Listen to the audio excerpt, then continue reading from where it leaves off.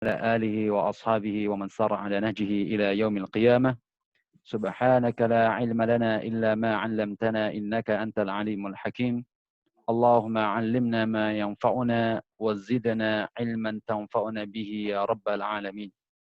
رب اشرح لي صدري ويسر لي أمري واحلل عقدة من لساني يفقه قولي. أما بعد فإن أصدق الحديث كتاب الله وخير الهدي هدي محمد صلى الله عليه وسلم وإن شر الأمور محدثاتها فإن كل محدثة بدعة وكل بدعة ضلالة وكل ضلالة في النار. Akhwati fillah, akhwati fiddin, arsyadana Allah wa iyyakum. Jamaah sekalian, ibu-ibu dan saudari-saudariku seiman, seislam, yang semoga senantiasa mendapatkan limpahan taufik dan hidayah dari Allah Subhanahu wa taala. Alhamdulillah, pada kesempatan kali ini Allah Azza wa Jalla menakdirkan untuk kita semuanya dengan takdir yang baik, dimudahkannya kita untuk bersaling bisa bersama-sama meningkatkan iman dan takwa kita kepada Allah Azza wa Jalla melalui kajian virtual seperti saat sekarang ini.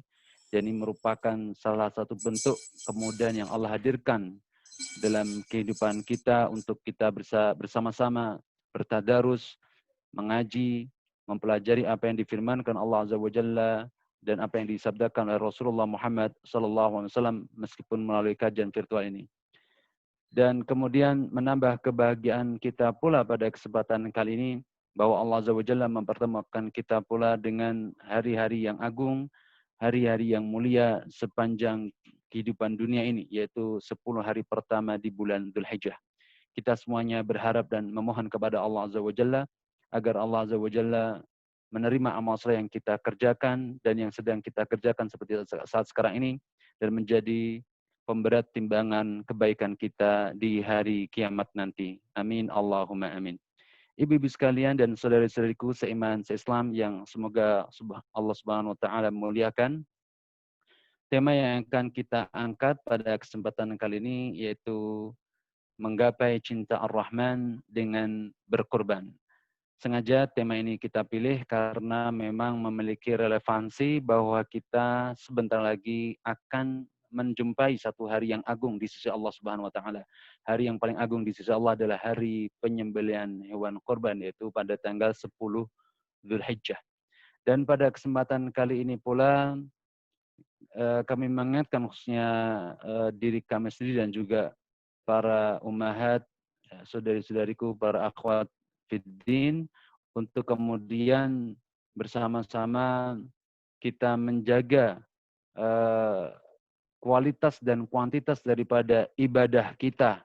Semoga Allah Subhanahu wa taala memberikan kepada kita istiqomah untuk tetap terus beramin Allahumma amin. Baik, jamaah dirahmati Allah Subhanahu wa taala, sebelum kita membahas lebih jauh, kita tentunya harus menyadari terlebih dahulu. Ya, poin penting dalam kajian kita adalah bagaimana menggapai cinta Ar-Rahman. Ini poin yang harus kita pahami dan kita sadari terlebih dahulu sebelum kita membahas terkait dengan masalah korbannya. Setidaknya dalam tema kita ini ada dua kata kunci, yaitu menggapai cinta Ar-Rahman dan kemudian bagaimana kita harus berkorban kepada Allah Subhanahu wa taala. Poin yang pertama yang kita bahas terlebih dahulu adalah terkait dengan mengapa dengan cinta Ar-Rahman. Mengapa manusia itu membutuhkan cinta Ar-Rahman. Dari sinilah, poin inilah kita beranjak dan berangkat agar kita kemudian senantiasa termotivasi untuk menggapai cinta Ar-Rahman. Sering sekali kita mendengar kata-kata cinta itu adalah sebuah upaya perjuangan menggapai cinta orang yang kita cintai. Dan yang namanya berjuang menggapai kecintaan, tentunya di sana ada banyak pengorbanan. Dari sinilah ada sebuah korelasi yang sangat erat antara cinta dan korban, berkorban itu sendiri. Baik, kembali kita membahas poin yang pertama terlebih dahulu, yaitu terkait dengan masalah mengapa dengan cinta Ar-Rahman. Mengapa cinta Ar-Rahman harus kita cari? Mengapa cinta Ar-Rahman harus kita gapai? Apa yang kemudian bisa dimati Allah Subhanahu wa taala? Tentunya bagi orang beriman, dia harus sadar betul, paham betul bahwa cinta Ar-Rahman itu ternyata menjadi sebuah energi besar dan intisari daripada ibadah kepada Allah Subhanahu wa taala. Kalau kita amati dari semua firman-firman Allah Subhanahu wa taala, syariat-syariat yang Allah turunkan, wahyu-wahyu Allah Subhanahu wa taala yang Allah turunkan kepada Nabi kita mulia Muhammad sallallahu alaihi wasallam, hakikatnya mengarahkan manusia dan terlebih khusus lagi orang-orang beriman untuk apa? Untuk menggapai cinta Ar-Rahman, menggapai cinta Ar-Rahman. Karena dengan hadirnya syariat Allah, dengan hadirnya Al-Quranul Karim, dengan hadirnya petunjuk-petunjuk sunnah-sunnah Rasulullah SAW, itu sebenarnya ada sebagai sebuah sinyal, pesan penting bahwa Allah sebenarnya mencintai seluruh makhluk-makhluknya ini. Terutama lagi orang-orang yang beriman. Sekali lagi, ini menjadi sebuah sinyal hadirnya wahyu-wahyu Allah Azza wa Jalla, syariat Islam ini, hakikatnya menjadi sebuah sinyal tentang kecintaan Allah kepada seluruh hamba-hambanya, kepada seluruh makhluk-makhluknya. Nah, ini bisa kita lihat ya bagaimana Allah Subhanahu wa taala memberikan kepada kita informasi penting ini. Ya.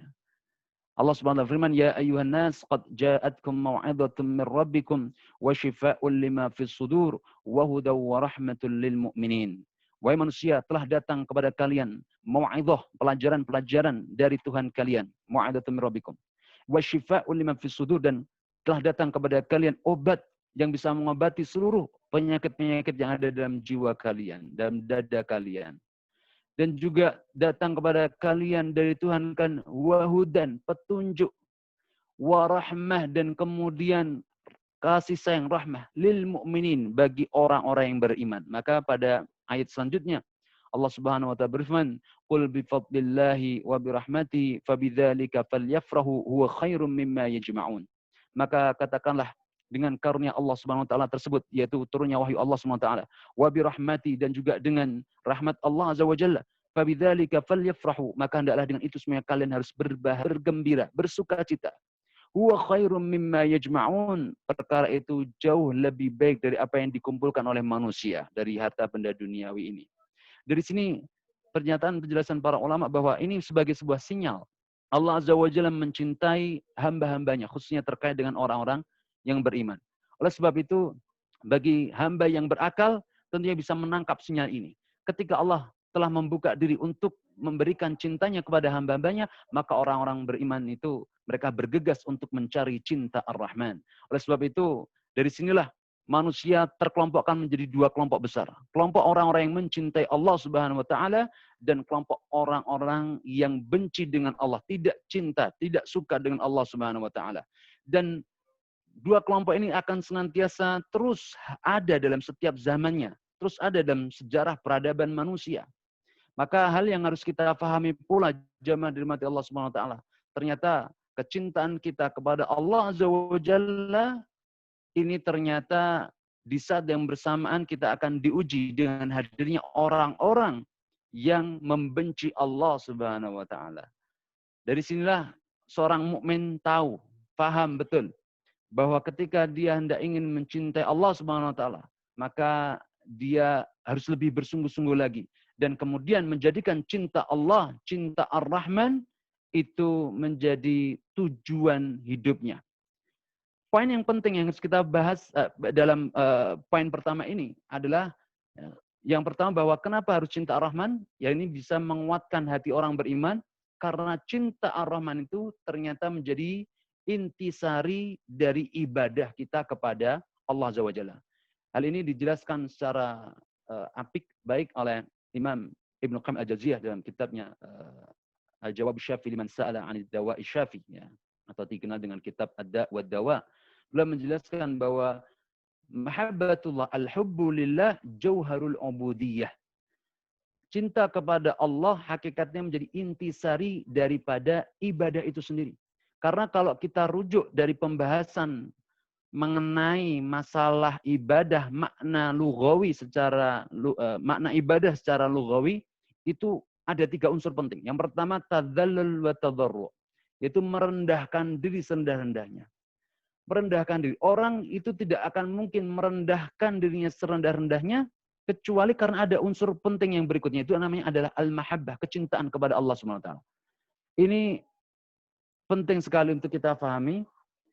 Sekali lagi, karena cinta kepada Allah hakikatnya adalah intisari daripada seluruh ibadah. Dan itu kita bisa melihatnya, jamaah dirahmati Allah Subhanahu wa taala. Apapun amal soleh yang dikerjakan oleh orang yang beriman itu dasarnya itu karena cinta kepada Allah Subhanahu wa taala. Bisa kita perhatikan dari mulai bangun tidur sampai mau tidur lagi. Coba dari bangun tidur ketika sebelum sholat subuh, apa yang memotivasi seorang hamba tadi untuk dia bangun sebelum subuh? Sementara di saat itulah waktu-waktu yang paling enak, paling nyaman untuk kita tidur. Tidak lain dan tidak bukan karena faktor motivasi dia untuk menggapai cinta Allah SWT. Karena dia cinta kepada Allah, dia bangun. Begitu pula kita bisa melihat ketika dia hendak sholat juga demikian. Dia sholat harus merelakan apa saja yang di hadapan dirinya. Baik itu terkait dengan perkara-perkara yang menyangkut keselamatan dirinya ataupun keluarganya, semuanya harus ditanggalkan terlebih dahulu dan fokus untuk kemudian dia melaksanakan sholat. Untuk siapa? Untuk Allah Azza wa Jalla. Begitu pula ketika dia berpuasa. Apa yang memotivasi seorang hamba tadi untuk berpuasa? Meninggalkan sesuatu yang sebenarnya menjadi haknya. Makan dan minum itu menjadi haknya. Dan itu semuanya ditinggalkan dan ditanggalkan, dijauhkan untuk sementara waktu. Demi apa? Demi melatih diri untuk mencintai Allah SWT. Karena dia faham betul bahwa cinta Allah SWT adalah hal yang lebih besar dibandingkan apa yang ada di atas muka bumi ini. Kemudian kalaupun kita perhatikan bagaimana dahulu para pendahulu-pendahulu kita sampai berdarah-darah menyampaikan Islam, beribadah kepada Allah. Bahkan sampai Nabi SAW sendiri secara fisiknya sampai kaki beliau bengkak karena lamanya sholat. Dan wajah beliau juga sempat pula berdarah karena berjihad fisabilillah. Ini semuanya hakikatnya dalam rangka untuk beribadah kepada Allah.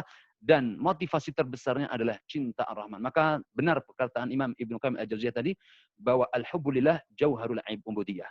Cinta kepada Allah Subhanahu wa taala itu hakikatnya intisari daripada ibadah. Kemudian hal yang kedua dari poin yang pertama ini yang harus kita pahami dari cinta ar-Rahman. Kenapa harus cinta ar-Rahman? Ya. Karena dengan cinta ar-Rahman, ketika seorang hamba itu mendapatkan dan berhasil menggapai cinta ar-Rahman, maka saat itu juga dia akan mendapatkan manisnya iman. Ya. Orang tidak akan pernah bisa mendapatkan manisnya iman kecuali ketika dia berhasil menggapai cinta ar-Rahman itu. Maka hal ini ditegaskan dalam hadis Nabi SAW, hadis yang sahih diriwayatkan oleh Imam Bukhari. Nabi SAW bersabda, "Talatun man kunna fihi wajada halawatal iman." Ada 3 perkara yang apabila 3 perkara ini ada dalam diri seseorang, maka dia akan mendapatkan cinta ar-Rahman.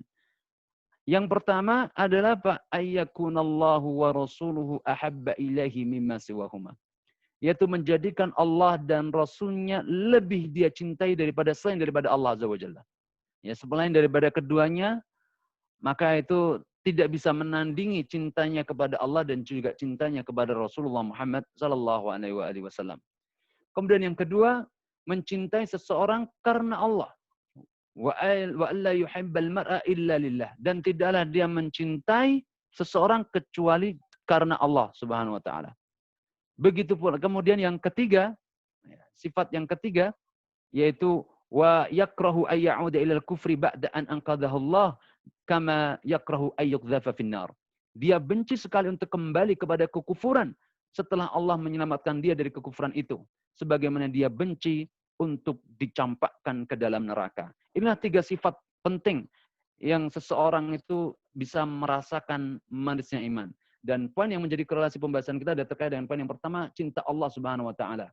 Maka dengan kita mencintai Allah, hakikatnya itu akan bisa menumbuhkan dan seseorang bisa merasakan manisnya iman itu sendiri. Manisnya iman. Meskipun orang lain melihat suatu hal yang pahit, suatu hal yang mungkin berat, namun kalau Allah sudah menghendaki dalam dirinya itu cinta kepada Allah Subhanahu wa taala, maka dia akan menjalaninya dengan mudah, menjalaninya dengan kemudian dengan rasa manis ya, merasakan manisnya iman, manisnya beribadah kepada Allah Subhanahu wa taala.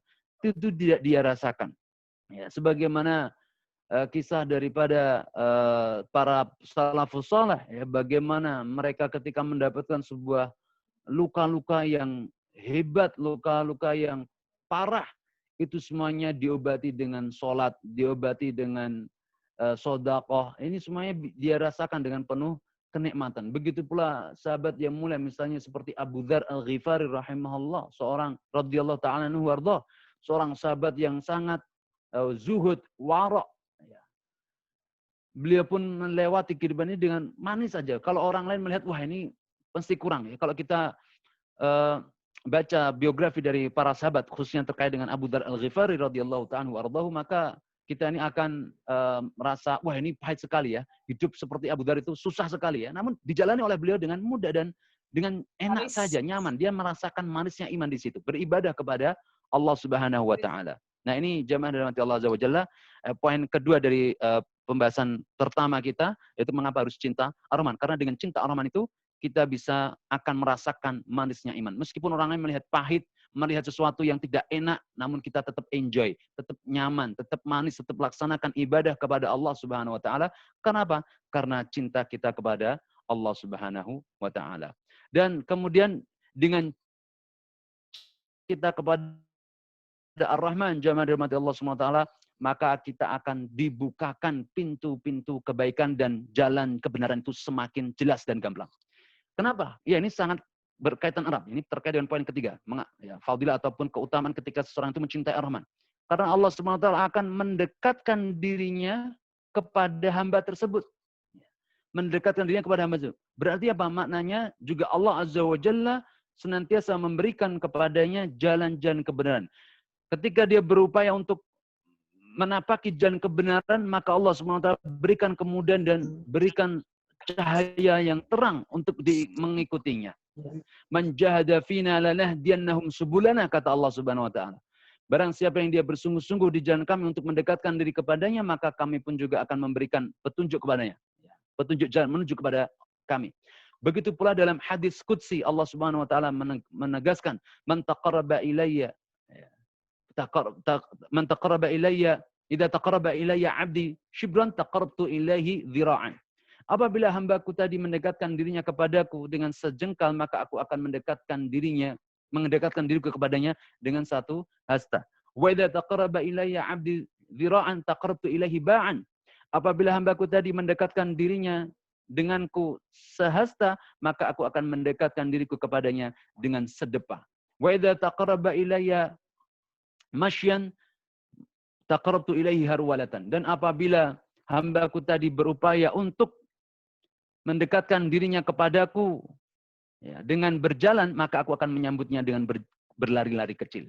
Begitu pula dikuatkan dalam hadis qudsi yang lainnya yang juga diriwayatkan oleh Imam Bukhari dalam kitab Sahihnya dan juga Imam Muslim dalam kitab Sahihnya.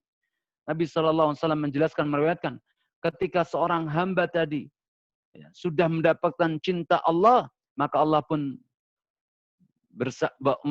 berfirman, fa in ahbabtuhu fakuntu sam'ahu alladhi yubsiru bih. Ketika aku sudah mencintai hambaku tadi, kata Allah, maka aku akan menjadi penglihatan yang dengannya dia bisa melihat. Ya. Maknanya apa? Dia bisa mengetahui mana yang hak, mana yang batil. Dengan bimbingan dari Allah Subhanahu wa Ta'ala. Dekatnya dia dengan Allah Subhanahu wa Ta'ala. Wa kuntu yadahu allati yabtashu biha. Dan dengan aku, ketika aku mencintai, maka aku akan menjadi tangannya yang dengannya dia berperang. Ya. Maknanya apa? Dia berperang membela kebenaran. Berperang untuk kepentingan Allah Subhanahu wa Ta'ala. Wa kuntu rijlahu allati yamshi biha, dan aku akan menjadi kakinya yang dengannya dia bisa berjalan. Artinya apa? Senantiasa terus dibimbing oleh Allah Subhanahu wa Ta'ala. Ya, hadis qudsi ini bukan menunjukkan yaitu Allah menyatu dengan hambanya, tidak. Ta'alallahu amma yaqulun. Maha suci Allah dan maha tinggi Allah dari apa yang dikatakan oleh orang-orang jahil. Hadis ini ya, dijelaskan oleh para ulama, maksudnya adalah apa? Kedekatan Allah dengan orang hamba-hamba yang Allah cintai. Maka ketika Allah sudah mencintai hambanya, maka Allah akan senantiasa memberikan bimbingan. Matanya dibimbing, tangannya dibimbing, kakinya dibimbing, seluruh anggota tubuhnya dibimbing. Untuk apa? Untuk senantiasa menuju kepada Allah Subhanahu wa Ta'ala. Karena seorang hamba tadi tahu betul, ya, bahwa ketika dia mencintai Allah, maka Allah pun mencintai bertemu dengan Allah, maka Allah pun akan cinta untuk berjumpa dengannya. Maka ini sebagaimana dijelaskan pula dalam hadis sahih diriwayatkan oleh Imam Muslim, Nabi SAW bersabda, man ahab, ini hadis qudsi ya. Allah berfirman, man ahabba liqa'i ahbabtu liqa'ahu. Barang siapa yang dia mencintai pertemuan denganku, kata Allah, maka Allah akan mencintai pertemuan dengan hambanya. Wa man kariha liqa'i karihtu liqa'ahu. Barang siapa yang dia benci, tidak suka bertemu dengan Allah, maka Allah pun juga benci dan tidak suka bertemu dengannya. Maka inilah jamaah dari mata Allah SWT. Al-jaza min jinsil amal. Ya. Balasan itu setimpal dengan amalannya, dengan perbuatannya. Kalau di dunia dia mencintai Allah Azza wa Jalla, dia berupaya untuk terus mendekatkan diri kepada Allah Azza wa Jalla, dan dia paham dan yakin betul bahwa pertemuannya dengan Allah Azza wa Jalla adalah sebuah keniscayaan, maka dia akan persiapkan itu dengan sungguh-sungguh. Dan akhirnya ketika dia di akhirat, maka Allah pun juga senang sekali untuk berjumpa dengannya, menjumpai Allah SWT. Ya. Ketika hamba tadi mencintai Allah, mencintai pertemuan dengan Allah, maka Allah Subhanahu wa taala pun juga akan mencintai hamba yang tersebut. Namun sebaliknya, ketika hamba tadi membenci pertemuan dengan Allah, tidak suka bertemu dengan Allah, maka Allah Subhanahu wa taala pun juga tidak suka bertemu dengannya. Dan gambaran kehidupan akhirat kita sebenarnya juga sudah nampak di gambaran di dunia ini, ya. Namun tetap kita tidak boleh memvonis apakah kita harus memvonis kita ini bagian masuk surga atau tidak. Ini hak prerogatif Allah Azza wa Jalla. Namun gambaran-gambarannya itu sebenarnya Allah nampakkan. Ya, bisa kita lihat mana yang cinta sholat, mana yang cinta tadarus, mana yang kehidupannya disibukkan dengan kecintaan terhadap ilmu, terhadap hadis, terkait dengan khidmah kepada Islam dan kaum muslimin. Maka itu pertanda sebenarnya bahwa hamba tersebut cinta kepada Allah Subhanahu wa taala. Cinta untuk kemudian nanti bertemu dengan Allah Azza wa Jalla. Dan tahukah kita jamaah dirahmati Allah Azza wa Jalla, apa yang menjadi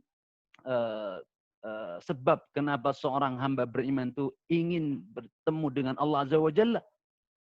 Nah, hamba tadi mengetahui betul bahwa apa yang telah kita keluarkan, kita korbankan, kita perjuangkan, itu semua akan dibayar tunai oleh Allah Azza wa Jalla besok pada hari kiamat.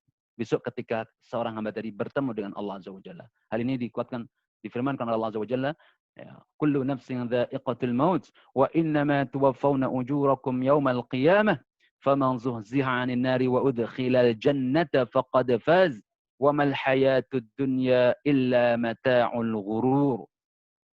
Setiap jiwa pasti akan merasakan kematian, dan kalian semuanya sesungguhnya akan diberikan balasannya besok pada hari kiamat. Maka barang siapa yang dijauhkan dari neraka dan dimasukkan ke dalam surga, maka sungguh dia telah sukses dan beruntung. Dan tidaklah kehidupan dunia itu melainkan hanya tipuan, perhiasan yang menipu. Dari sinilah jamaah dirahmati Allah Subhanahu wa taala, pentingnya kita berupaya memotivasi diri, yaitu dengan untuk senantiasa menggapai cinta Ar-Rahman. Inilah 3 poin penting dalam pembahasan pertama kita, yaitu terkait dengan mengapa harus cinta Ar-Rahman. Ya. Mengapa harus kita fokus dengan masalah ini. Ya. Kita ulangi, karena memang cinta Ar-Rahman adalah intisari daripada ubudiyah, ibadah kita kepada Allah. Semuanya itu hakikatnya dalam rangka bermuara untuk menggapai cinta Ar-Rahman. Kemudian yang kedua, dengan cinta Ar-Rahman itu seseorang bisa merasakan manisnya iman. Dan kemudian dengan yang ketiga, poin ketiga adalah dengan cinta Ar-Rahman itu seseorang tadi akan mendapatkan petunjuk dari Allah Subhanahu wa taala, biasa dibimbing oleh Allah Azza wa Jalla. Nah, inilah 3 poin penting dalam pembahasan pertama kita, yaitu terkait dengan menggapai cinta Ar-Rahman. Lalu kemudian kata kunci yang kedua yang kita bahas pada kesempatan kali ini, yaitu terkait dengan kurban. Ya. Dan tema kita adalah menggapai cinta Ar-Rahman dengan berkurban. Ya. Maka pembahasan kedua kita ini kita fokuskan dengan berkurban tadi. Setelah tadi kita singgung pada pembahasan poin yang pertama, bahwa memang antara cinta dan kurban ini memiliki korelasi yang sangat erat sekali. Orang tidak akan pernah dianggap cintanya sampai dia berani berkorban. Ya. Dan itu sangat masuk akal, logis. Ya, sebagaimana hari ini orang mau meminang seorang wanita. Ya. Ibu-ibu juga mungkin pernah mengalami semuanya, ya, saudari-saudariku semuanya. ketika mau dilamar itu kan harus butuh yang namanya bukti cinta. Betul enggak? Ya. Salah satunya apa? Kalau dalam Islam, ya, filosofinya adalah maka diberikanlah mahar. Itu sebagai bentuk bukti cintanya. Mengorbankan seorang laki-laki, hendaknya dia mau menikah, itu harus dibuktikan dengan apa bukti cintanya. Diberikan mahar. Mahar yang sebaik-baiknya, yang dia punyai. Nah gitu. Mahar yang terbaik adalah mahar yang dari laki-laki itu berupa semaksimal mungkin. Yang terbaik darinya. Apa yang dia miliki yang terbaik darinya itu. Ya, jadi bukan hanya sekedar seperangkat alat sholat dan satu mushaf Al-Quran. Yaitu boleh jadi ini yang terbaik darinya adalah itu. Ya, namun afdal terkait dengan penjelasan para ulama, ya siapa? Yaitu ketika usaha yang terbaik ya, yang dia berikan sebagai wujud penghormatan dia kepada wanita yang akan dia nikahi itu. Nah ini jangan dimati Allah Subhanahu Wa Taala. Maka ketika itu diterima ya alhamdulillah. Nah ini harusnya seperti itu, bukti cintanya gitu. Ya. Maka begitu pula terkait dengan berkorban ini. Ini tidak akan pernah bisa terlepas dari yang namanya upaya meraih cinta. Nggak ada orang yang mau dicintai, orang mendapatkan orang yang dia cintai itu tanpa berkorban itu nggak ada. Semuanya harus ada pengorbanannya. Apalagi dengan Allah Subhanahu Wa Taala. Nah ini jemaah dirahmati Allah. Ya. Mendapatkan pengakuan cinta ini tidak mudah. Nah ini penting. Mendapatkan pengakuan cinta itu tidak mudah. Iya. Ini yang tersulit. Orang sekarang ini mudah saja ngeklaim dirinya, aku cinta kamu, aku cinta kamu. Ya, namun apakah serta-merta langsung bisa diterima cintanya? Tidak. Ya, apakah itu diakui klaim cintanya itu dari orang yang dia cintai? Ya, ini yang tersulit. Jangan dirahmati Allah Subhanahu Wa Taala. Ya, saya kira ibu-ibu semuanya juga paham tentang masalah ini. Ya. Maka Allah Subhanahu Wa Taala pun juga demikian. Banyak di antara hamba yang mengatakan, aku cinta Allah, aku cinta Allah, aku cinta. Apakah kemudian Allah mengakui cintanya itu? Nah, ini yang menjadi problemnya. Persoalan terbesarnya ini. Kapan seseorang itu bisa pengakuan cinta dari Allah Subhanahu Wa Taala? Nah, ini yang menjadi pembahasan kita. Jamaah dirahmati Allah Azza wa Jalla. Maka ternyata cinta Allah Subhanahu Wa Taala itu bisa digapai dan kita bisa mendapatkan pengakuan cinta, yaitu dengan apa? Dengan kita berkorban. Berkorban di jalan Allah Subhanahu Wa Taala. Terkait dengan kapan kita akan mendapatkan pengakuan cintanya, yaitu terkait dengan kapan waktunya kita bisa mendapatkan pengakuan cinta dari Ar-Rahman, itu besok pada hari kiamat.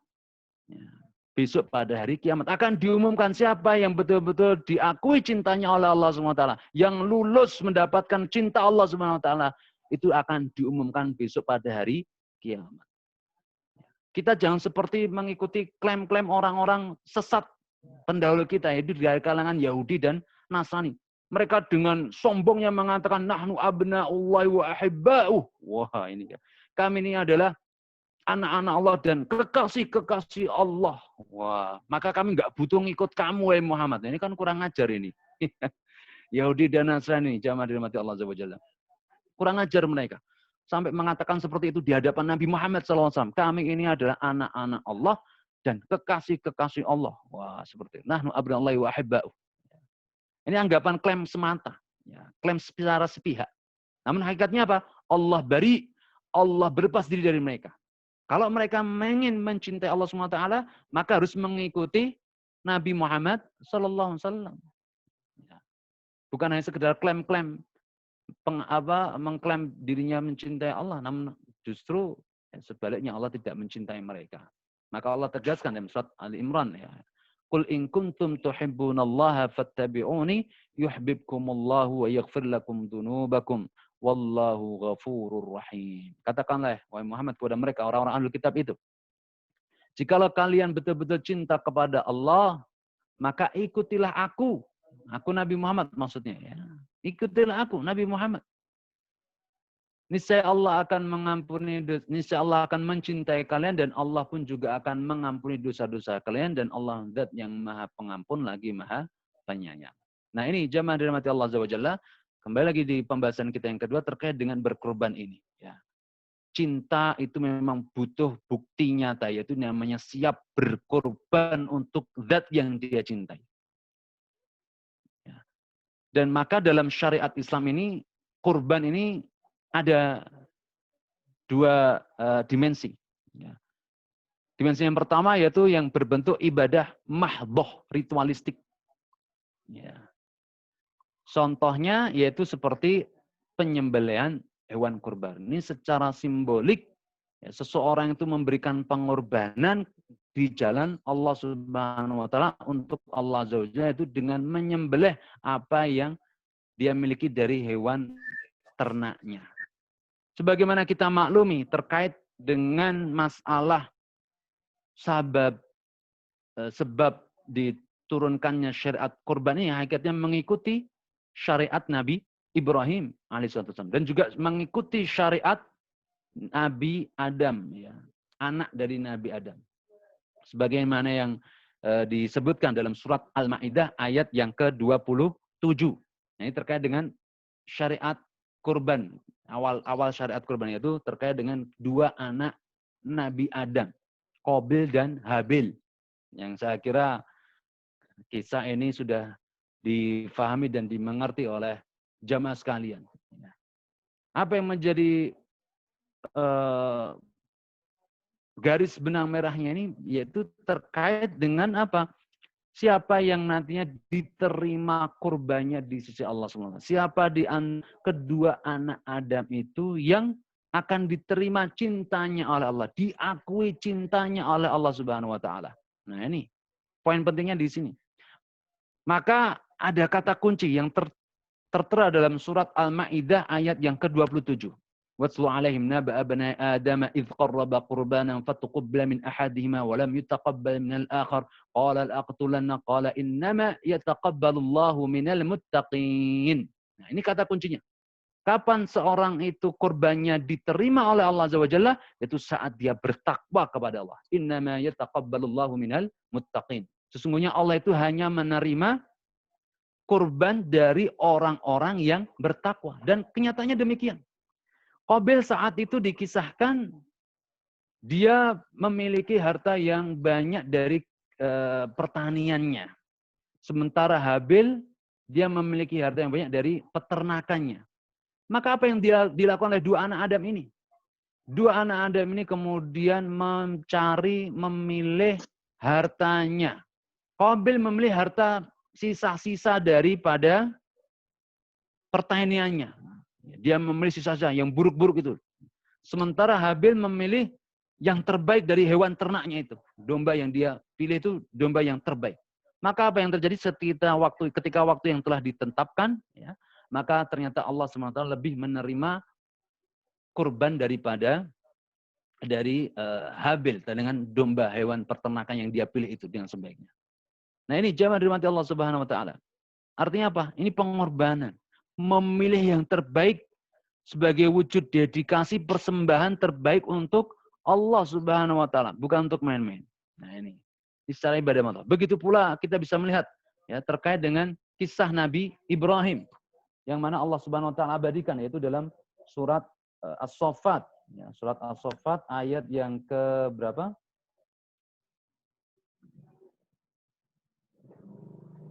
Ya, surat As-Saffat ayat yang ke-102. As-Saffat ayat yang ke-102. Allah Subhanahu wa taala berfirman, "Falamma balagha ma'u sa'ya qala ya bunayya inni ara fil manami anni adhbahuk fanzur madza tara." Qala ya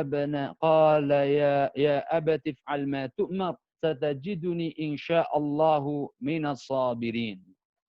Maka tatkala anak tersebut, ya, yaitu maksudnya adalah Nabi Ismail, sudah mencapai pada usia yang bisa diajak untuk bekerja, maka berkatalah Nabi Ibrahim kepadanya, sesungguhnya aku melihat di dalam mimpiku bahwa aku menyembelihmu.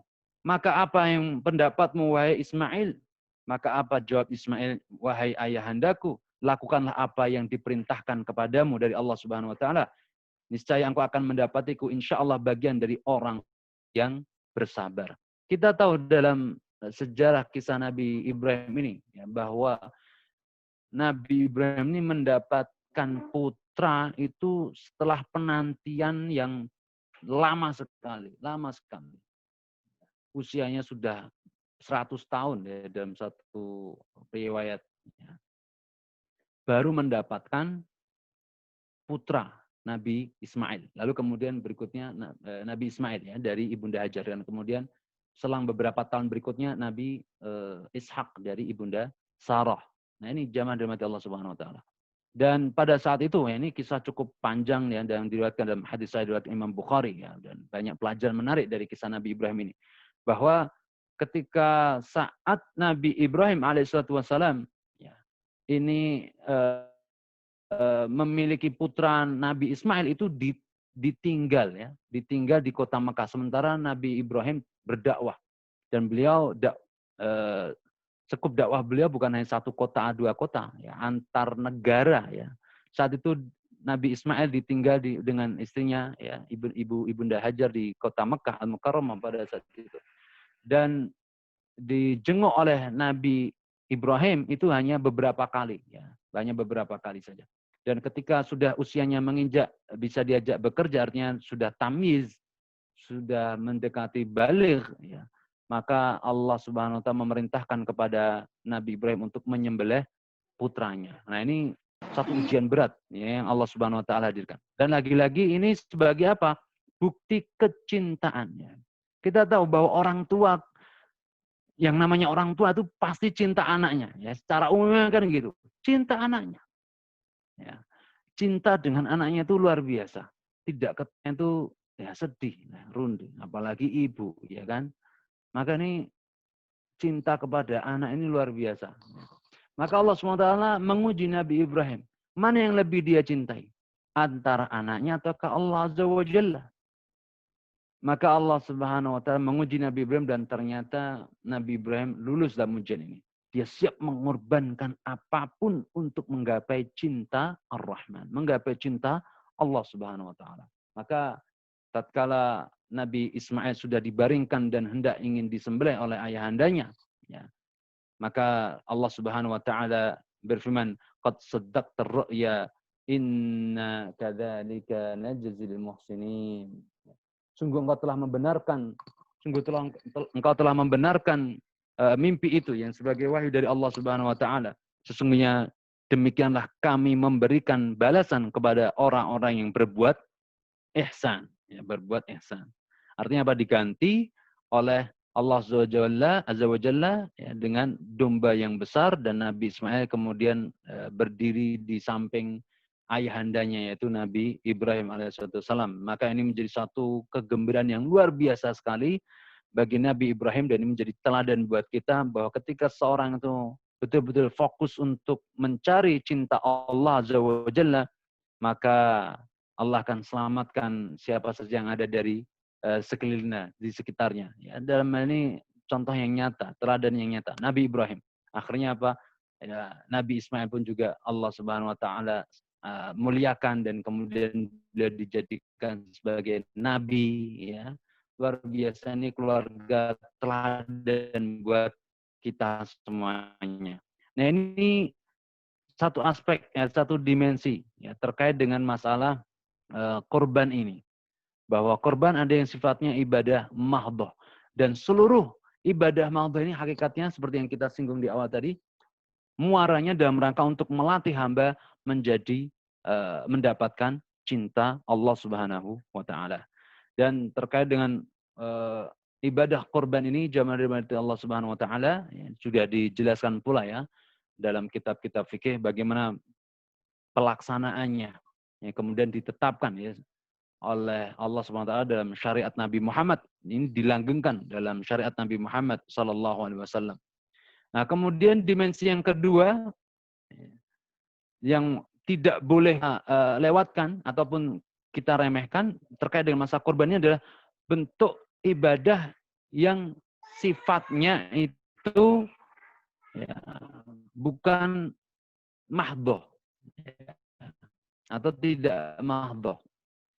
Ghairu mahdhah. Ibadah yang sifatnya lebih luas lagi. Ibadah yang sifatnya lebih luas lagi. Yaitu apa? Segala macam ketundukan untuk Allah Ini semuanya ibadah. Ya, sebagaimana dijelaskan oleh para ulama, ismun jami'un likulli ma yuhibbullahu wa yardahu minal aqwali wal af'ali zahiratan kanat wa batinatan. Ibadah itu dikatakan ibadah ketika itu meliputi seluruh perbuatan dan perkataan yang dicintai oleh Allah Subhanahu wa taala dan juga diridhai oleh Allah Subhanahu wa taala, dan dia baik itu berupa ucapan maupun perbuatan yang zahir maupun yang batin, maka ketika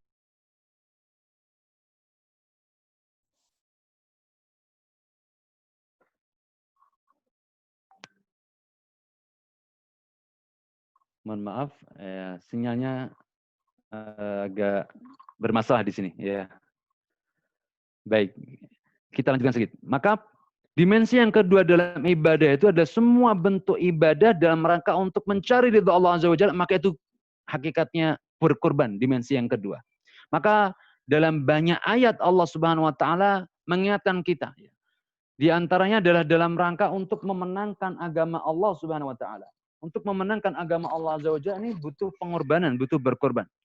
Maka jangan sampai kita menjadi bagian dari orang-orang yang tidak memperhatikan dalam masalah penting ini.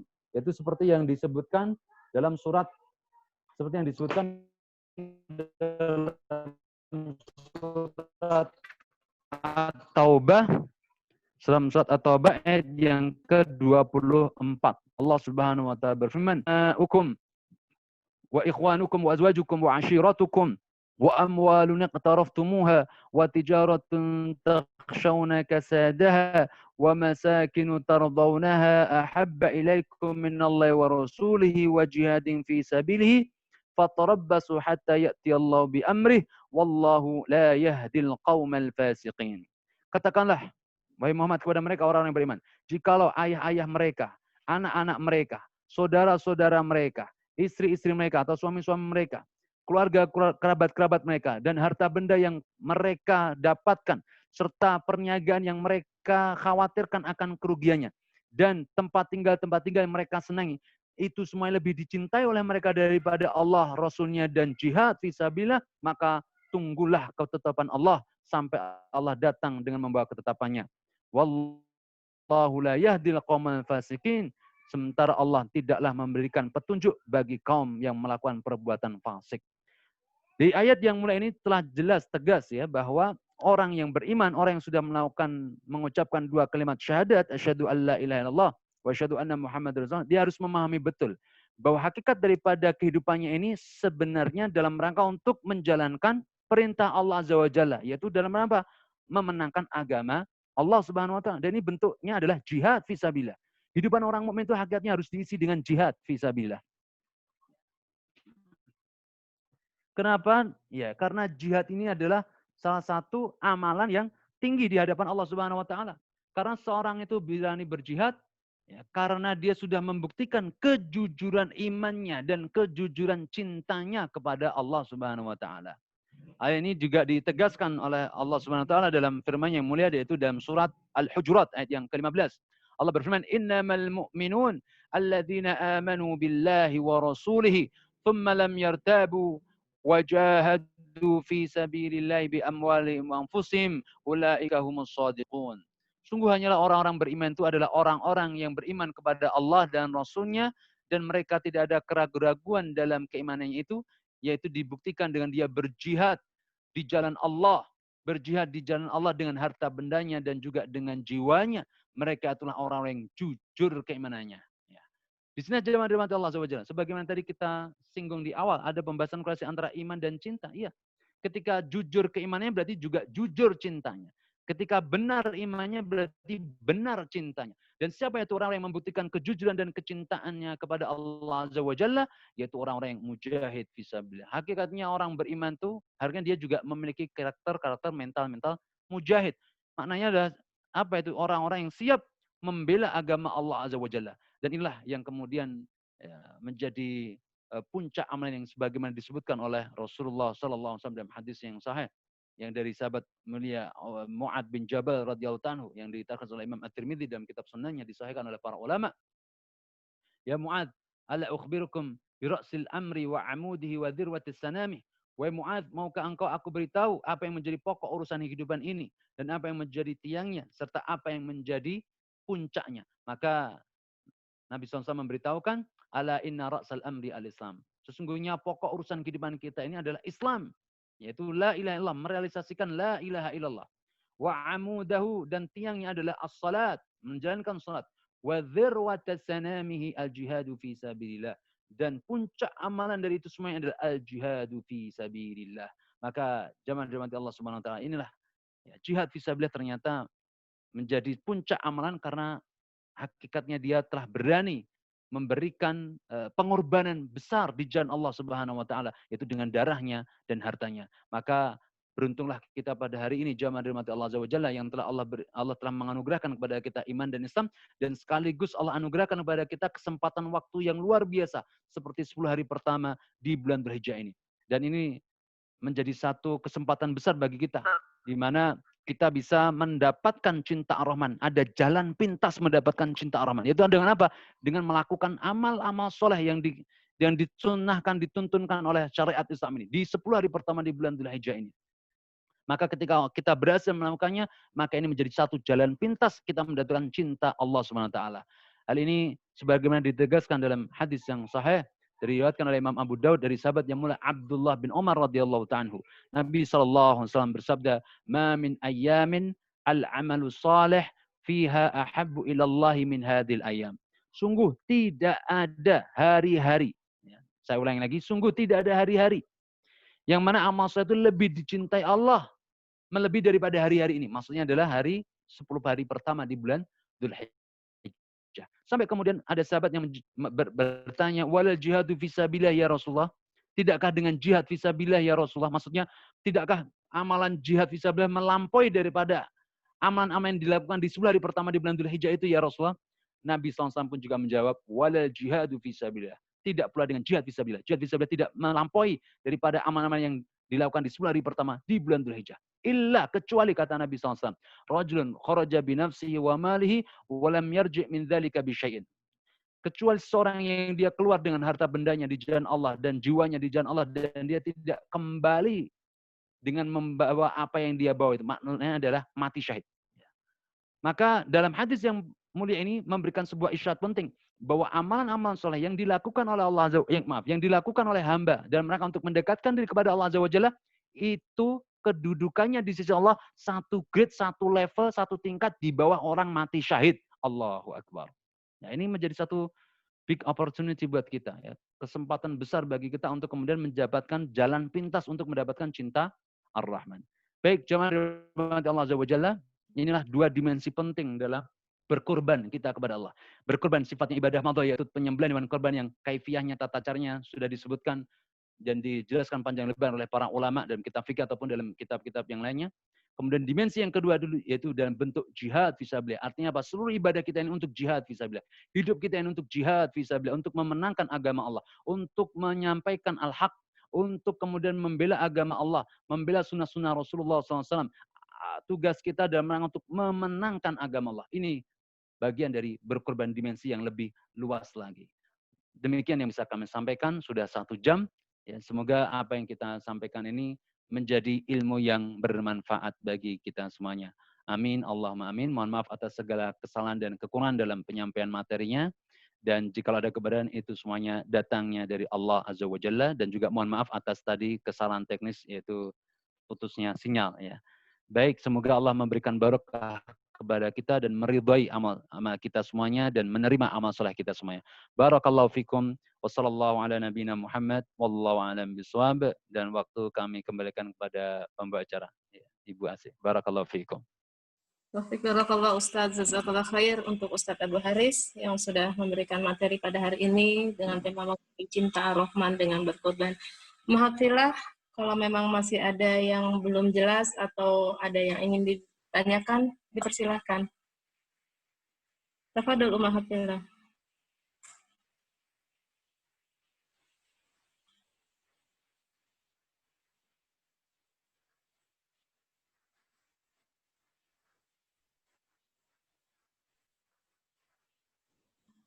Ada yang mau bertanya? Assalamualaikum Mbak Asih. Waalaikumsalam Mbak Yudi. Iya Mbak. Ada yang mau saya tanyakan nih Mbak Asih. Ya mangga Mbak, tafadholi. Assalamualaikum Ustadz.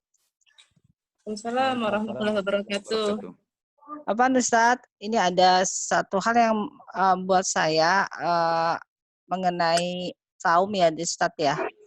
Kita berusaha udah saum dari 1 Zulhijjah.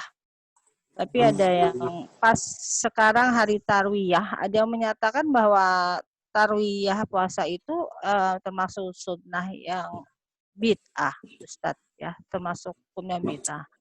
Ini gimana Ustadz? Satu. Terus kedua, ya untuk kurban, kalau untuk satu kurban bisa untuk jadi katakanlah alhamdulillahnya untuk satu keluarga. Gimana tuh Ustadz? Baik. Syukran Ustadz. Afwan, barakallahu fikum. Baik. Bismillah wassalatu wassalamu ala Rasulillah wa ala alihi wa ashabihi wa mawala ba'd. Terkait dengan hadis yang mengkhususkan puasa di tanggal 8 Dzulhijjah atau Tarwiyah, ini hadisnya hadis yang dhaif, dijelaskan oleh para ulama. Hadisnya dhaif. Ya. Namun ketika dia puasa sunnah secara mutlak, maka tidak mengapa. Tidak mengapa. Seperti yang dilakukan Ibu tadi, saya sudah mulai puasa dari sejak tanggal 1 Dzulhijjah sampai nanti tanggal 9 Dzulhijjah. Memang sudah diniatkan untuk itu siam sunnah, ya tidak mengapa. Ya, siam sunnah secara mutlak, ya tidak mengapa. Dengan niatan kita mengisi 10 hari pertama di bulan Dzulhijjah ini dengan bentuk taqarrub kepada Allah Azza wa Jalla, di antara dengan berpuasa sunnah. Jadi secara umum amalan-amalan puasa di 10 hari pertama di bulan Dzulhijjah ini ada dua bentuk. Yang pertama memang amalan yang memang sudah disyariatkan oleh syariat. Seperti apa? Puasa, sunnah, syam, arafah. Ini jelas. Hadisnya jelas dan muttafaq alaih serta ijma' para ulama. Tidak ada yang berbeda. Kecuali bagi orang yang berhaji maka tidak perlu puasa arafah. Dan ini hukumnya sunnah, ya bukan wajib. Sunnah bukan wajib. Adapun tanggal 8 ataupun dari tanggal 1 sampai tanggal 8 ini diperbolehkan. Kalau pas bertepatan pada Senin dan Kamis misalnya, kita puasa Senin dan Kamis. Nah, ini juga mendapatkan fadilah keutamaan. Fadilah keutamaan Senin dan Kamis juga fadilah keutamaan di 10 hari pertama di bulan Dzulhijjah. Maka tidak mengapa. Nah, ini terkait dengan amalan yang sudah ditetapkan oleh syariat. Adapun amalan yang kedua adalah amalan yang tidak ditetapkan secara spesifik, secara khusus dalam syariat, maka ketika itu amal soleh, lakukan. Yang bersedekah, kan nggak ada ketetapan. Ketentuannya harus tanggal berapa, harus jam berapa. Nggak apa-apa. Amar ma'ruf nahi mungkar. Begitu pula terkait dengan syam sunnah secara mutlak, ini diperbolehkan oleh para ulama dan tidak ada masalah. Yang menjadi masalah adalah tadi ketika dia puasa di tanggal 8 Dzulhijjah dengan meyakini adanya hadis dhaif tadi itu, ya, adanya meyakini mengamalkan amalan yang didasarkan pada hadis dhaif. Nah, ini yang menjadi masalah. Mendasarkan amalan dengan hadis yang dhaif, masalahnya di sini. Tapi kalau sekali lagi kalau puasa tanggal 8 Dzulhijjah dengan niatan untuk mengisi 10 hari pertama di bulan Dzulhijjah tidak mengapa. Diperbolehkan oleh para ulama. Ya, adapun pertanyaan yang kedua terkait dengan kurban, maka diperbolehkan bagi keluarga itu salah satu anggota keluarganya berkorban itu sudah mewakili keluarganya, yaitu keluarga yang dia tanggung. Misalnya ada bapak, ibu, 2 anak misalnya. Nah, bapaknya berkorban maka sudah mencukupi keluarga yang jadi tanggungannya ini. Kalaupun satu keluarga tadi memiliki kemampuan yang lebih, ternyata ibunya juga punya kemampuan harta finansial, maka dia juga berkorban, juga boleh. Anaknya ternyata juga sudah punya penghasilan, mau berkorban juga boleh. Jadi ya boleh setiap anggota keluarga mau berkorban ketika dia punya kemampuan itu boleh-boleh saja. Dan itu tidak apa-apa, lebih afdal. Dia bisa membagikan daging korbannya kepada fuqara miskin lebih luas lagi. Jadi tidak mengapa. Satu anggota keluarga berkorban lebih dari 1 kambing boleh atau tidak? Boleh. Ya, lebih mulia. Nabi SAW itu berkorban dengan 2 domba besar. Karena Rasulullah SAW yudhahi bikabshaini aqranaini amlahaini abyadaini. Nabi SAW menyembelih hewan korban itu dengan domba jantan yang besar itu 2 jantan besar ya, yang bertanduk dan berkulit putih. Jadi maknanya boleh satu orang mau berkorban dengan 2 hewan korbannya diperbolehkan. Apalagi hari ini misalnya di tengah-tengah masa yang sulit seperti ini, memang banyak orang-orang yang membutuhkan daging misalnya. Kita boleh berkorban di Suriah, di sini. Ya. Yang satunya dikorbankan di daerah pedalaman, yang satunya dikorbankan di wilayahnya, yang satunya dikorbankan untuk di wilayah Palestina atau Suriah. Ini boleh-boleh saja berkorban lebih. Namun ketika kalaupun satu itu sudah cukup gitu ya. Jadi kadar minimalisnya satu. Kalaupun satu sudah cukup untuk mewakili keluarganya. Wallahu a'lam bishawab. Jazakallah khair Ustaz. Makasih Mbak Asih. Ya Mbak Yudi, wajazakallahu khair Mbak Yudi. Muhafilah, masih ada yang mau ditanyakan? Dipersilakan. Masih ada yang mau bertanya?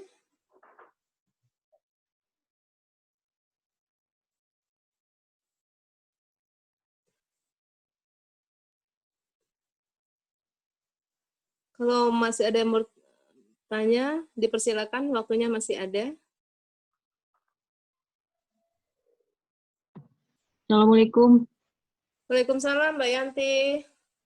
Mau tanya Ustadz, Baik, silakan. kalau kurban 1 ekor kambing disetarakan dengan 1 bagian dengan sapi,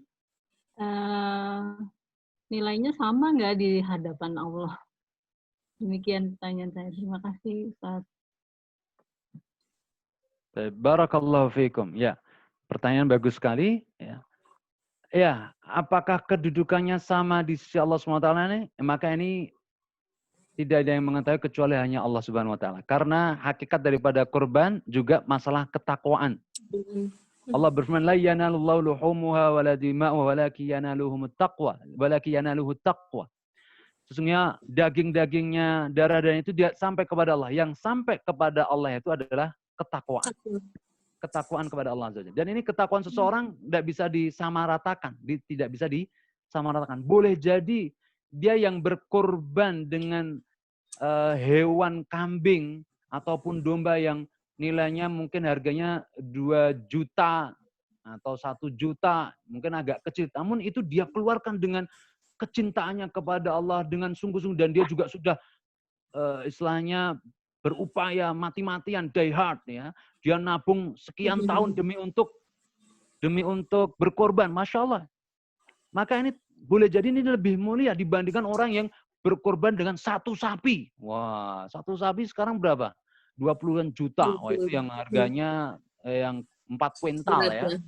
Beratnya 4 kuintal, sekitar itu 20-an juta ke atas ya.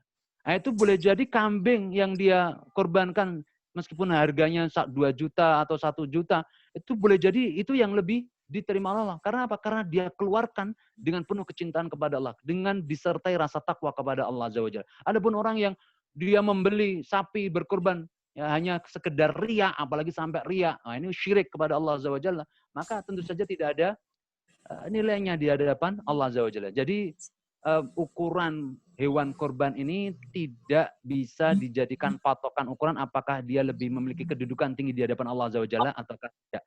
Apakah kedudukannya yang sama antara 1 ekor kambing dengan 1/7 sapi ataupun 1 sapi atau sama, ini semuanya berkaitan erat dengan ketakwaan. Itu wallahu a'lam bishawab.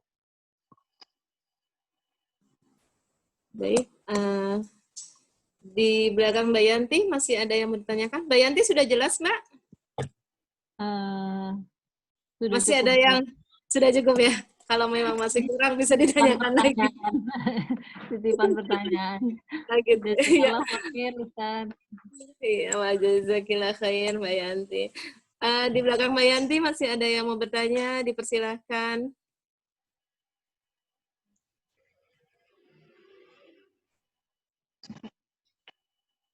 Masih ada yang mau bertanya?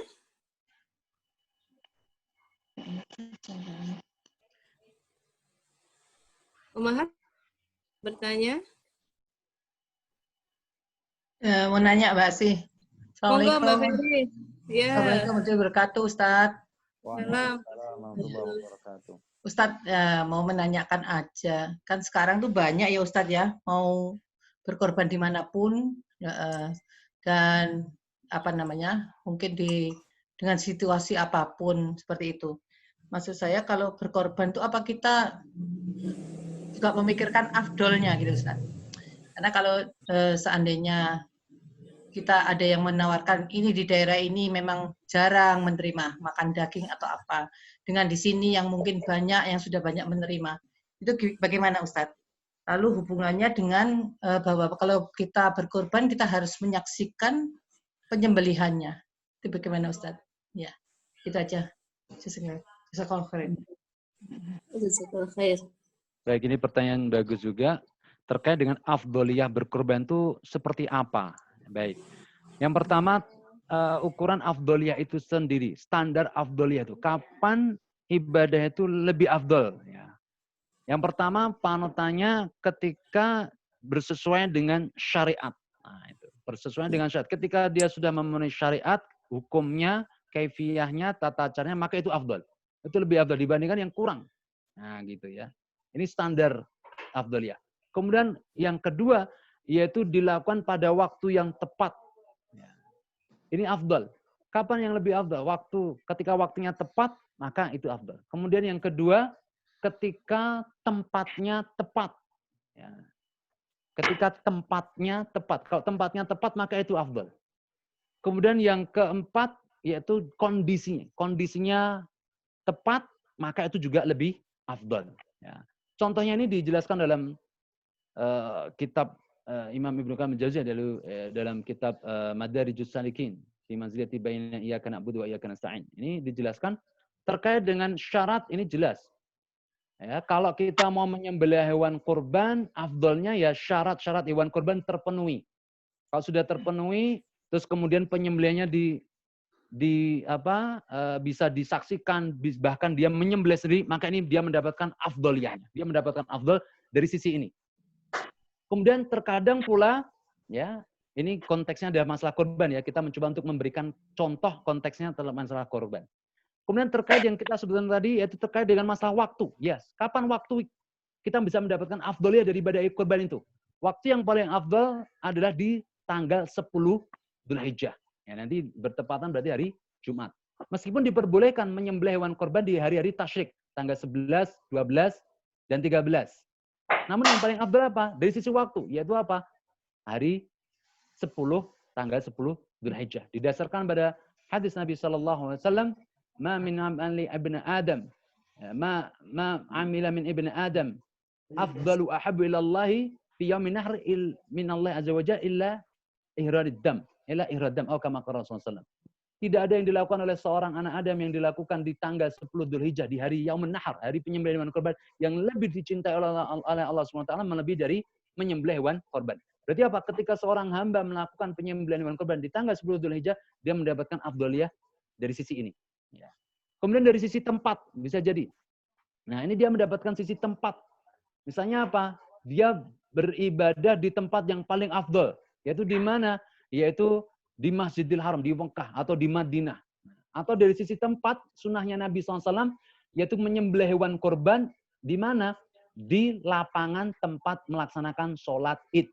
Nah, jadi setelah sholat id, Nabi SAW itu menyembelih hewan korban di tempat sholat idnya itu.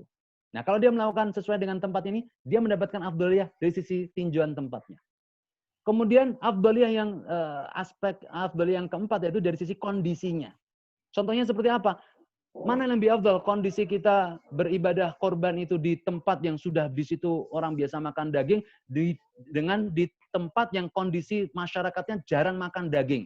Maka afdaliyahnya di tempat orang yang jarang makan daging, apalagi tempat-tempat yang belum pernah dilaksanakan penyembelihan hewan korban. Maka dia mendapatkan sisi afdaliyah dari di sini. Jadi dalam melihat sisi afdaliyah ini jangan sempit, ya maaf, jangan sempit, jangan melihat dari satu sisi saja, dari satu aspek saja. Namun afdaliyah ini bisa kita dapatkan dari beberapa aspek. Ya, kalau terkumpul semuanya, ya alhamdulillah. Kalau tidak, berarti kita bisa memilih afdaliyah dari sisi yang lain. Jelas? Allah alam bisawab. Juga kita yang ini kurban. Sisi afdal itu jangan sempit. Kayak Aris kan sempit, harus menyentuh gitu. Kalau kita bisa.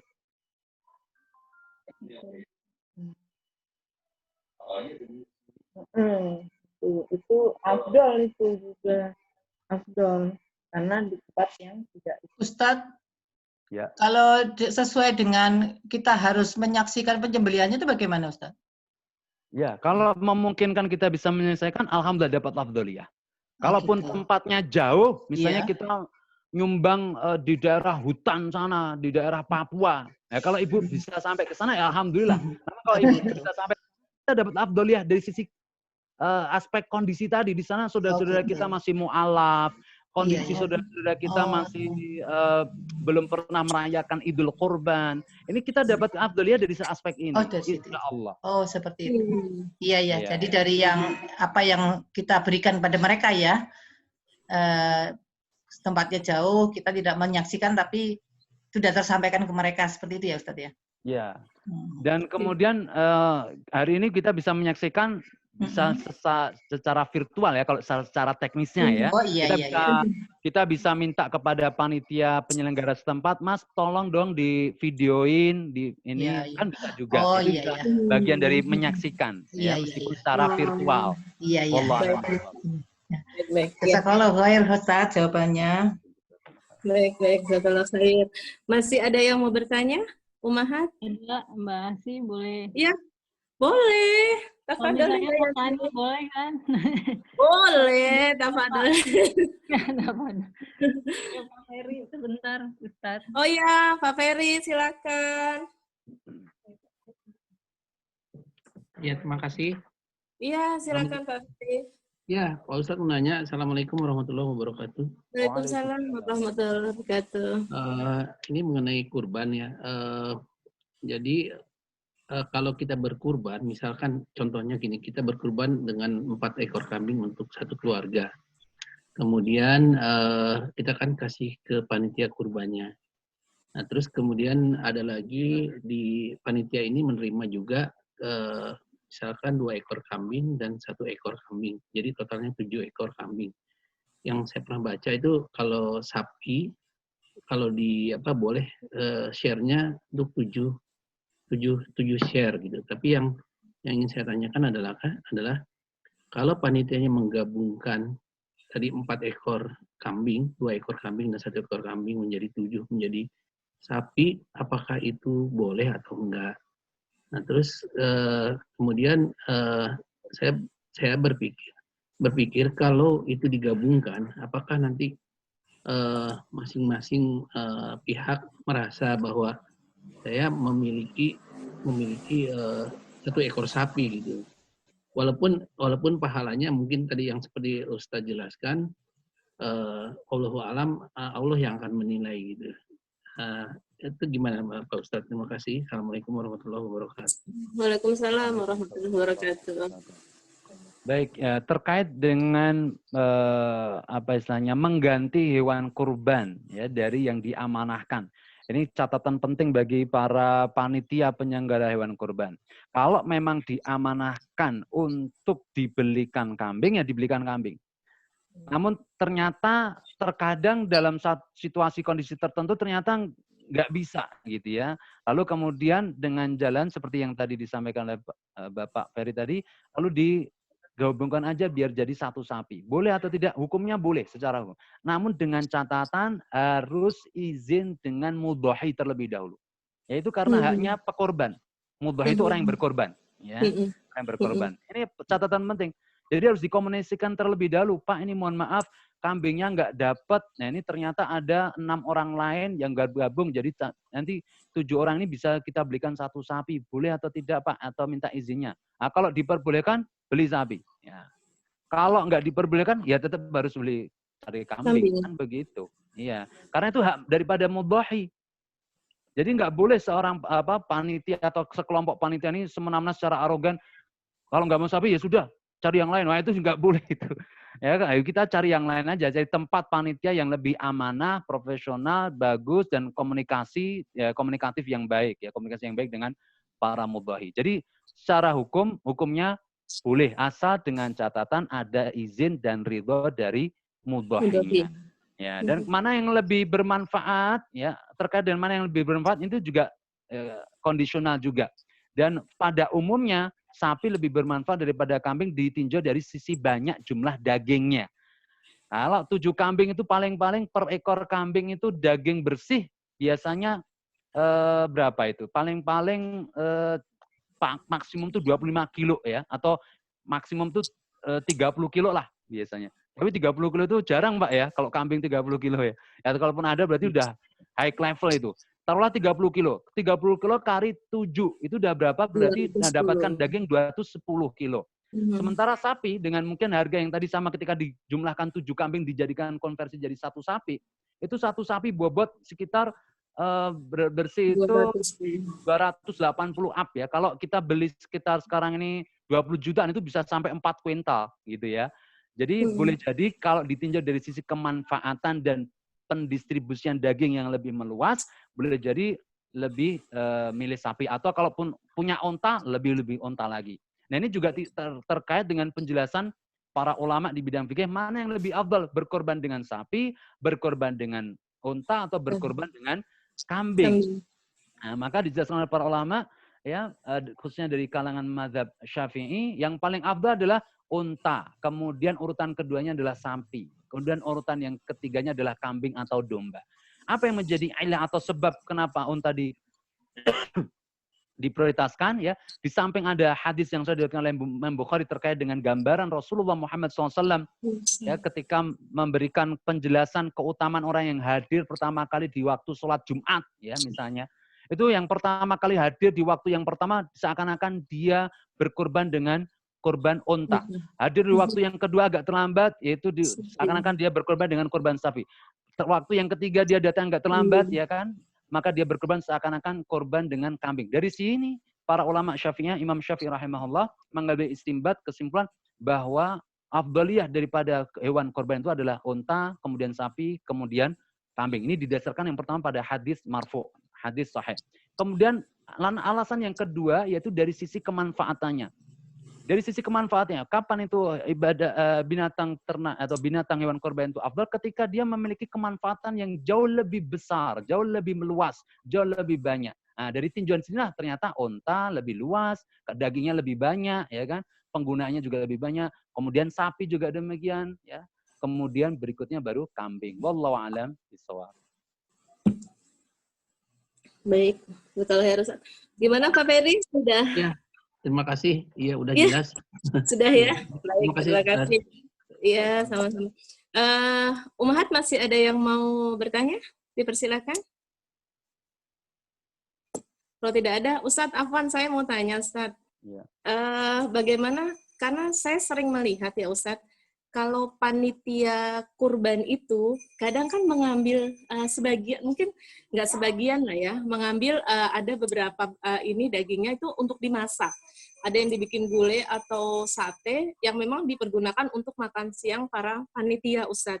Itu bagaimana ya Ustadz?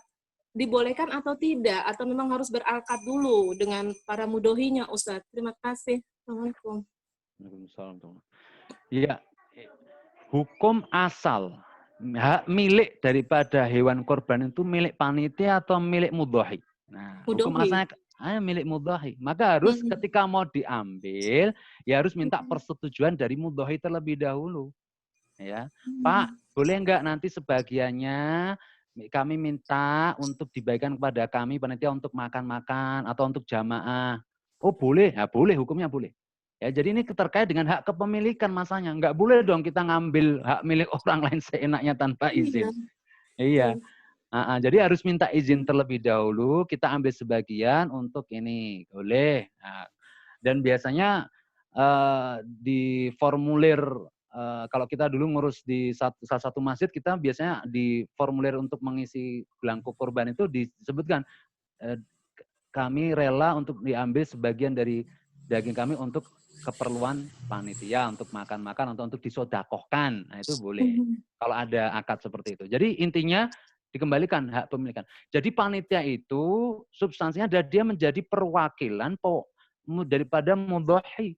Jadi nggak boleh seakan-akan dia yang menguasai semuanya, itu nggak boleh. Dia amanahnya, dia menjalankan amanah saja. Yaitu penyembelihan. Berarti dia itu wakil ya, bukan amil ya Ustadz, kalau panitia kurban. Wakil ya wakil berarti. Istilahnya tepatnya lebih tepatnya wakil. Tapi Ya. kalau pada saat dia tidak ada akad, terus langsung, kan mungkin di kebanyakan panitia mereka langsung aja Ustadz gitu mengambil tanpa ada akad, bagaimana Ustadz hukumnya? Mungkin loh tidak semua kan panitia yang memang mereka mencantumkan akad gitu ya pada saat memang mudohi menyerahkan hewan kurbannya, itu bagaimana Ustadz? Ya. Jadi bisa difahami al-ma'rufu 'urfan kal masyruti syartan. Ini suatu akidah kaidah usul fikih ya. Sesuatu yang secara uruf sudah diketahui ini sebagaimana syarat yang diberlakukan. Maknanya adalah apa? Ketika urufnya sudah diketahui, ketika seorang mudhahi datang kepada panitia kurban, Mas, Pak, saya nitip hewan kurban tolong disembelih dan sekaligus nanti dibagikan sekalian, ya. Nah, ini sudah berarti bentuknya sudah perwakilan memberikan akad kebolehan, silahkan dibagikan. Nah, kalau sudah ngomongnya kayak gini, sudah masuk dalam pembahasan ini, berarti dia sudah mengizinkan. Sudah mengizinkan.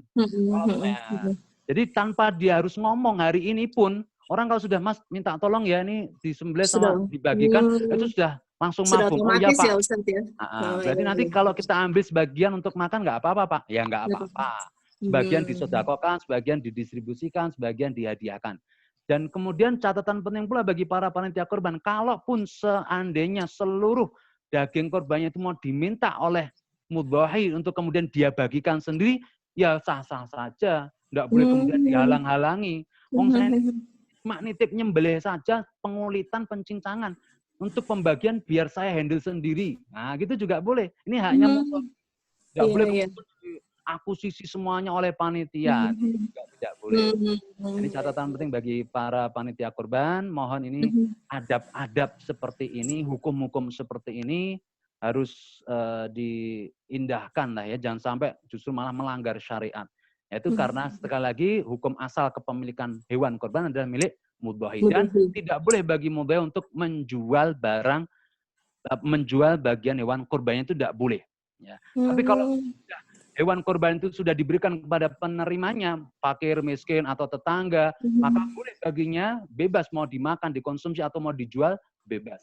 Maka larangan jual hewan kurban ini tidak boleh bagi mudhahinya, nggak boleh. Allah. Baik Ustaz.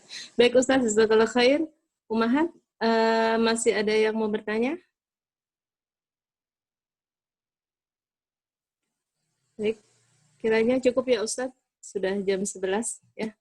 Baik, jazakallahu khair Ustadz Abu Haris yang sudah menyampaikan ilmunya. Alhamdulillah, jadi kita terbuka ya bagaimana berkurban yang afdolinya, bagaimana panitianya harus bekerja dengan memang anjuran-anjuran yang sudah ditetapkan di dalam Islam. Semoga ada manfaat yang bisa diambil dari pelajaran kita pada pagi hari ini. Jazakallah khair Ustadz, semoga Ustadz senantiasa Allah lindungi dimanapun Ustadz berada, selalu diberikan kesehatan, nikmat iman, salam buat keluarga ya Ustadz. Jazakallah khair, sudah meluangkan waktunya.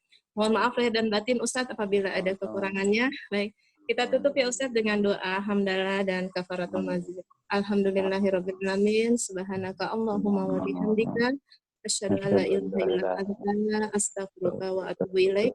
Alhamdulillahirabbil alamin, yang benar hanya dari Allah semata, yang salah dari saya pribadi. Akhirul kalam, assalamualaikum warahmatullahi wabarakatuh.